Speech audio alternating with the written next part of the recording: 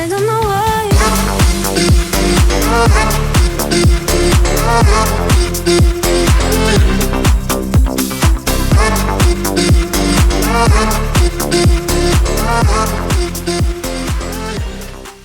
What's up everyone, welcome to my bedroom.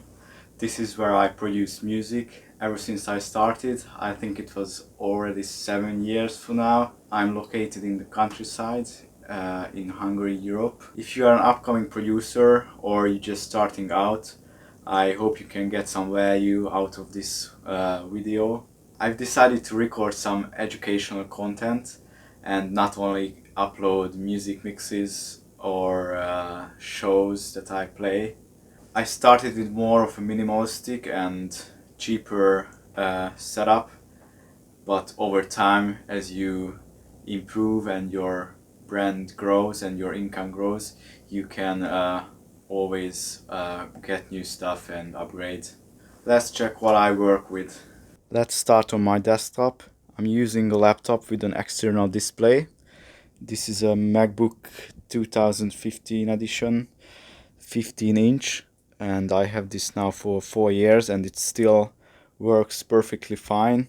I have the USB ports and HDMI as well, and I've got this external SD card, 2056 gigabytes, which is constantly plugged in, and I just use it as an extra storage space for sample packs. It's good to have a laptop or a PC with many storage. Samples will need a lot of space. I've got my audio interface. It's a Focusrite 2i4, 2 inputs 4 outputs interface. It's quite a basic one.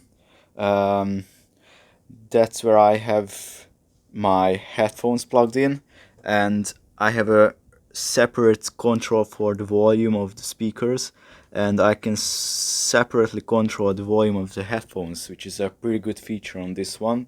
In the back you can see I plug it into the PC, and there are two outputs, big jack outputs for my speakers. The headphones for production, I'm using this Beyerdynamic DT770 Pro headphone.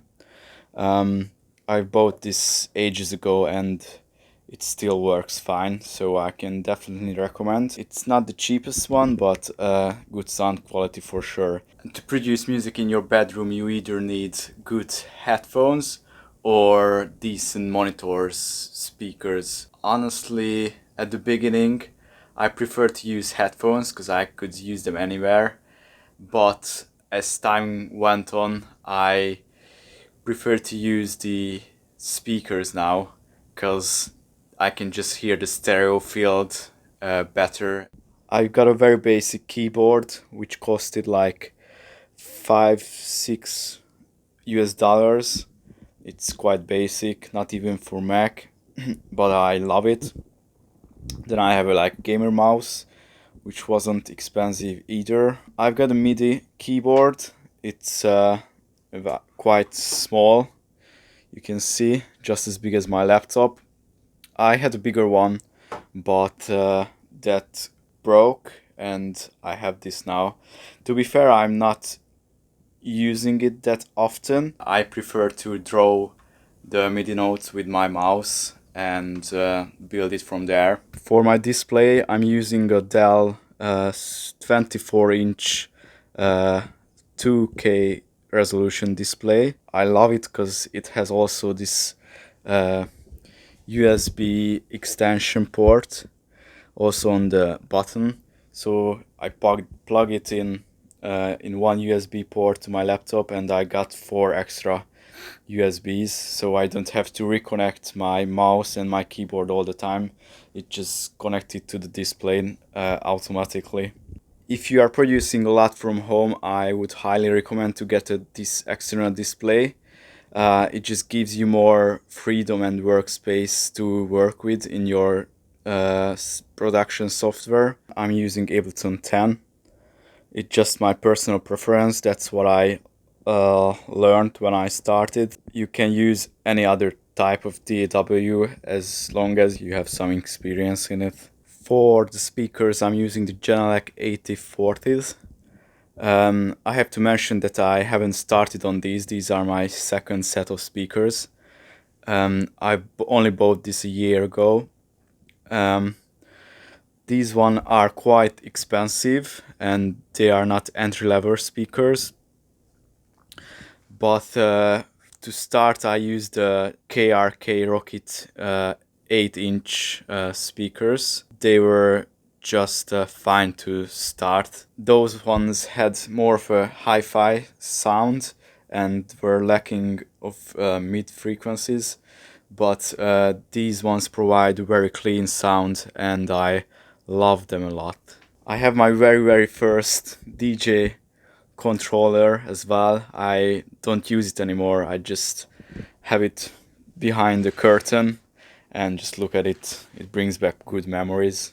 If you have the space for it, I would definitely recommend to put your speakers on monitor stands and not to put them straight on your table, because then there will be a lot of bad frequencies reflecting from the surface of the table, and you can get a much better sound this way. This is where I record my YouTube sets and DJ mixes. I'm using a Pioneer XDJ RX first generation. It still works perfectly fine, and I can record. Just press this button and it records my set straight to the pen drive. I'm using separate DJ headphones. These were one of the cheapest options I had, and yeah, you don't need the best headphones to DJ, I think. This is usually where I put my tripod and record myself from this angle to that way. As acoustic treatment, I have this panel in the corner. I made it myself. It's actually just a glass wool covered in some sort of materials, so it doesn't dust around, and it's not healthy to just breathe in. And I have some of these foams on the wall. Yeah, I put these on first and I had no clue that they don't really work, but at least it looks more like a studio and it feels more like one. This is the product that I use for the room correction. I've bought it with an education edition. You can send, if you are a student, you can get a discount. And it came with a reference microphone.